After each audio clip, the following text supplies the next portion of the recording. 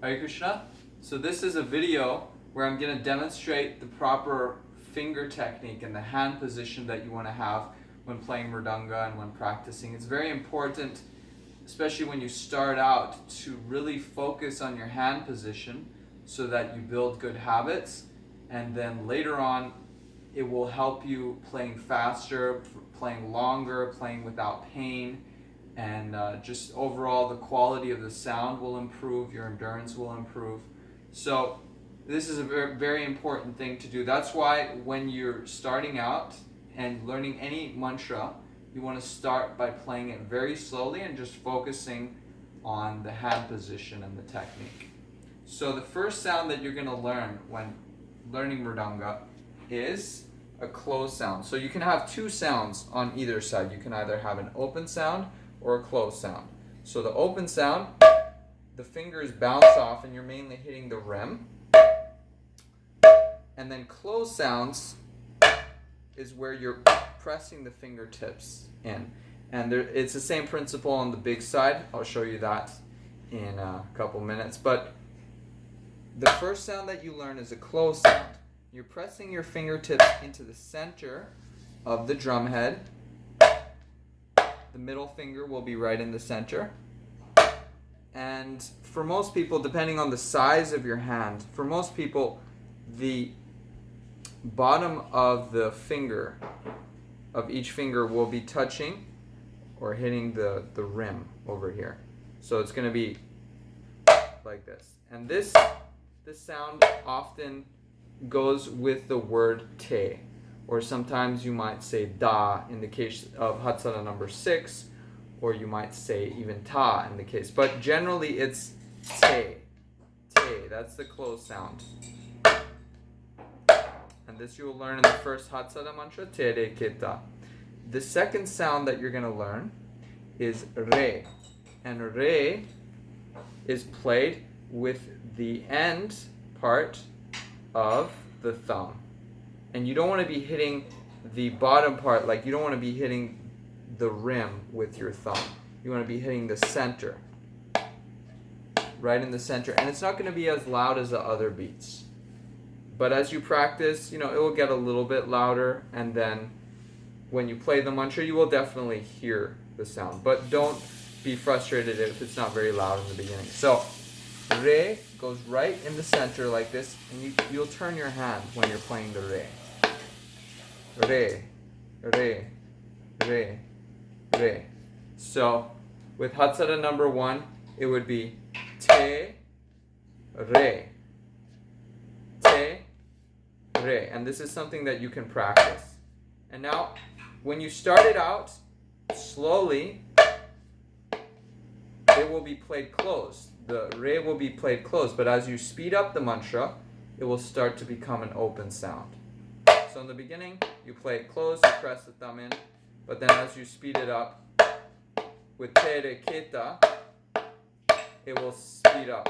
And it will be played open. So te re keta, te re keta, te re keta, te re keta, te re keta, te re keta, te re keta, te re keta. And then at this point, it will start to become an open sound because you're going fast. So, open sound when you go fast. Now, you were hearing te re keta. The ta is the open sound. And the way you play it is you're actually mainly hitting the rim, and your fingers are just bouncing. So sometimes what I show students, they have trouble. They always go like this, and they're trying to do an open sound like this. What you can do is you can just try hitting the rim without even hitting the drum head. And then all you have to do is relax your fingers enough, and they will automatically bounce. See, if they're stiff, they won't touch. But then if I relax enough, it bounces off. So, in a mantra, it would be te re ke ta. Te re ke ta.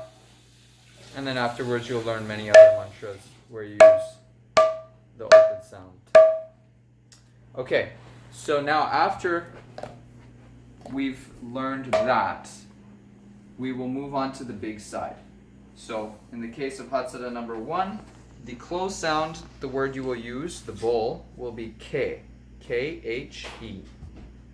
K. And you will play it with the end of the metacarpal bone of the middle finger. So right over here, that will be placed in the center of the drum head, right over here. K, K, K. So most of the force is on this part of the hand. Most of the force is on this part of the hand, and the fingers will be also pressing into the mridanga. So it's not like this. It's not that the fingers are coming up, but the fingers are pressing down. And it's almost like the sound of a balloon that's popping. That's what I often tell children when I teach them. It's like a balloon being popped. And you don't want to hit the base of your hand against the drum head, because if you do that, it's going to create a different sound. It's going to have more of a bounce in it, which you don't really play that often. So it's not going to make a clear sound. So you want to have just the end of the metacarpal bones, that's the base of the finger right here, and the fingers.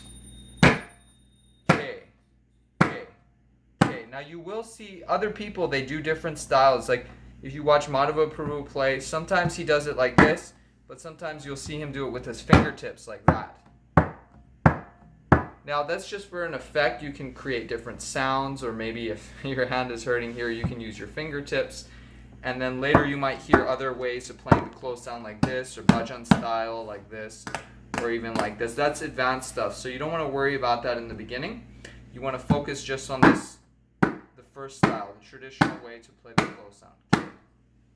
Now, the next sound that you're going to learn after the closed, the K, is an open sound. So the closed sound, before I move to the open sound, the few other words that you can use for the closed sound on the big side would be K, that's the first key, and then sometimes you might hear ko or ka, but the main one is K. That's the main one. So now the open sound. Now this is probably the most common mistake that I see, is people will play, because you play the K here, so they'll just move the hand back a bit and play the open sound here. Now, you're not going to get a very good sound if you play it over here. So you can play it like this, with this part of your hand, right there, and then, maybe it doesn't hurt for you, but then you get like this bouncy sound. It's not a very clear sound. The ideal position is to play it up here. So the rim, here, the gajra, the rim, will be hitting right on this part of the hand. So from the metacarpal bone, end of the metacarpal of the index finger, which is the strongest one of all these, right here, and then you could say the karate chop point. That's what's going to be hitting the rim, like that. And the index finger is really on top of the mridanga. It's not like touching the brown part. It's on top of the mridanga like that. Now, depending on your position, when you're sitting down, your hand is more horizontal. When you stand up, because the angle of the mridanga is close in and it's lower down, so your hand will be more forward if you're standing. But when you're sitting, the hand is close to horizontal. You have a slight angle in the wrist. So that's true for both sides. You usually have a slight angle in the wrist. If you look at the range of motion of the wrist, the ulnar deviation is much greater than the radial deviation upward. So if you want to get right in the middle, that's kind of like almost the neutral position of your hand. It's in between the end ranges of motion. And the advantage of this is that, number one, it's going to be comfortable, but number two, you can use rotation of your hand in order to play. So on the big side, we can use rotation to make the close sound, and same thing for the open sound. You can use that rotation of your hands. And so it becomes easier. You can play fast very easily if you use that rotation of the hands.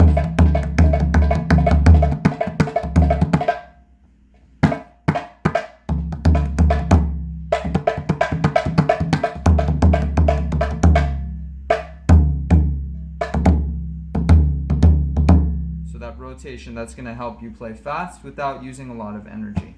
So we have the closed sound K, and again the open sound Ge, Ge, Ge. And this open sound you will learn in Hatsara number 5.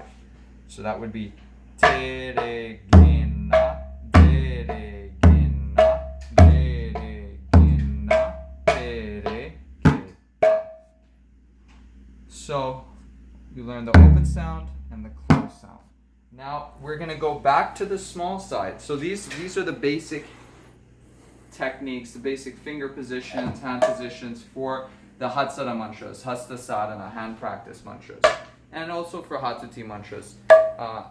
The next thing that we're going to learn is more used in Kirtan style. You will learn how to play with 3 fingers and with your index finger. So the first thing we're going to do is learn how to play with the index finger. This is going to be introduced in the first Kirtan mantra that you will learn, Keharvatal, or otherwise known as Kaharvatal. So you're going to play with your index finger. It's going to be an open sound, like this. And you can say ta, or you can say na. So the tip of the finger is hitting right in the center.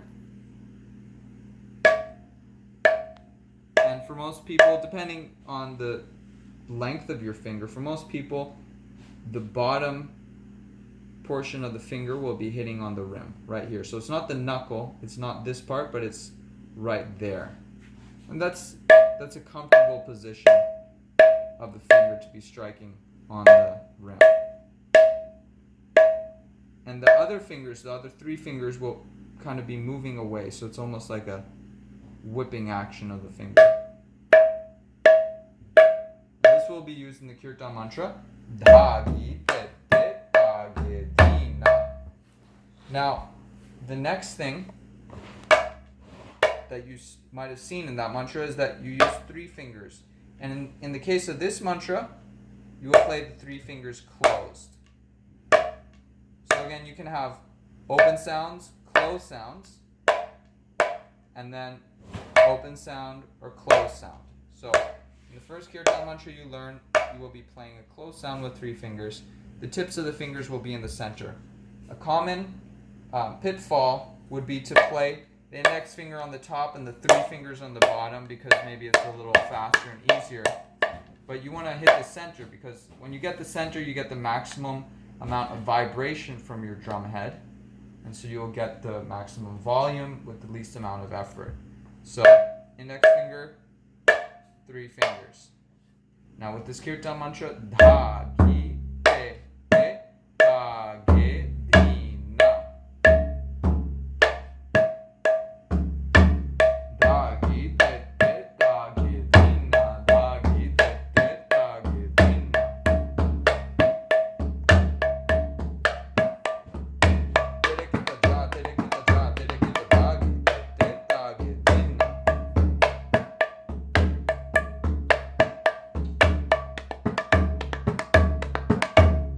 Now later on, you'll learn how to play like all the fingers closed. For example, in Daspahira number 2, you go ki kine da gi da gi da te da da te te te te da. So there, te te te te da. We have it closed and then open, and then you can have all the fingers open. For example, in Kaharva Lohara, and this is an easy variation, you go da, kinagadin, da, kinagadin, and then you can make it a little more advanced by adding a flick. Da, kinagadin, da, kinagadin, da, kinagadin, da, kinagadin, da.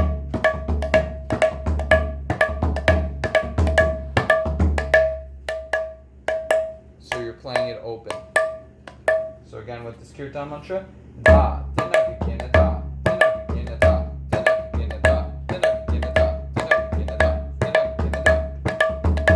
So you might have noticed in the case of this mantra, I'm actually not going all the way in the center. So that is a different style, more for bhajan style or maybe advanced mantras. It creates a slightly different sound.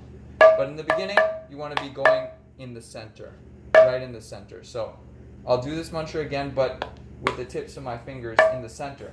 Da.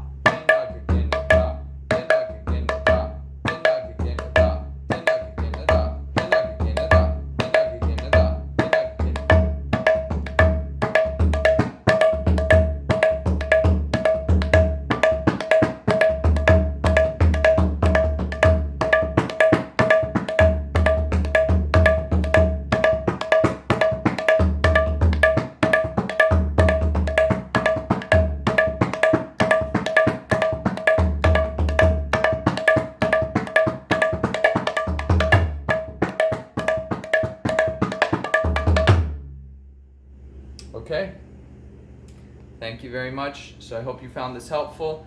If you have any questions or comments, please leave it in the comment section below. And if you have any requests for future videos, please let us know what you would like to see.